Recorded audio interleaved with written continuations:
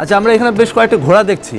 এই ঘোড়া কি শখের বসে আপনারা পালছেন, না এটা বাণিজ্যিকভাবে এটা লালন পালন? না, এটা আসলে যে প্রথমে একটা ঘোড়া নিয়ে এসেছিলাম আমরা শখের বসে, তো পরবর্তীতে আমরা বাণিজ্যিকভাবে চিন্তাভাবনা করে আমরা এখানে ঘোড়া পালন করে থাকি। এবং এটা আসলে বলা চলে যে বাংলাদেশের একমাত্র ব্রিডিং হর্স ফার্ম।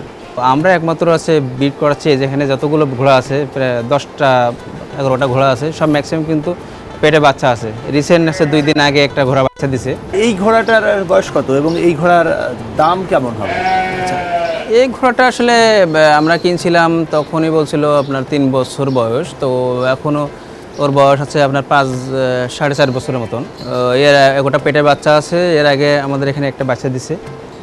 দাম বলা যায় আপনার 4.5 লাখ টাকা মতন দাম আছে একটা। ঘোড়া লালন পালনে আসলে কি কি বিষয় খেয়াল রাখতে হয়? ঘোড়া লালন পালনের ক্ষেত্রে সর্বোপরি আপনার খেয়াল রাখতে হবে আপনার ওদের খুরের সঠিক পরিচর্যা, খুবই সঠিক পরিচর্যা এবং আপনার পরিষ্কার পরিচ্ছন্ন, মানে ওদের চুল টুলগুলো, যেহেতু এটা সৌন্দর্যের প্রতীক, আপনার চুলগুলো আপনার প্রতিনিয়ত আপনার পরিষ্কার পরিচ্ছন্ন করা লাগবে, চিরুনি দিয়ে আঁচড়ানো লাগে, খুঁটটারে আপনার কেটে পরিষ্কার করা লাগে।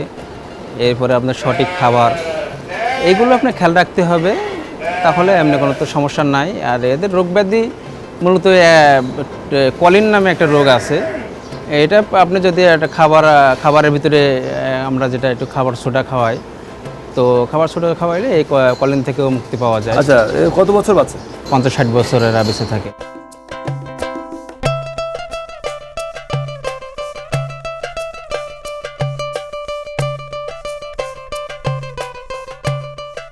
আচ্ছা, এইখানে কি করা হচ্ছে?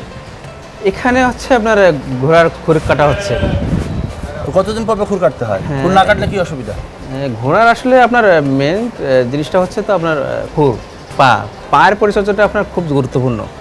কারণ আপনার যদি পায়াটা ঠিক না থাকে, খুঁটটা ঠিক না থাকে, তো ও রেস্ট করতে পারবে না, হাঁটাচলা করতে পারবে না। কথিত আছে যে আপনার ঘোড়া দাঁড়িয়ে ঘুমায়, আসলে এই কথার কোনো ভিত্তি নাই। আপনার ঘোড়া হচ্ছে আপনার বসেও ঘুমায়, আপনার শুয়েও ঘুমায়, দাঁড়িয়েও ঘুমায়, সব রকমভাবে ঘুমায়। সৌজন্যে আকিজ ফিট।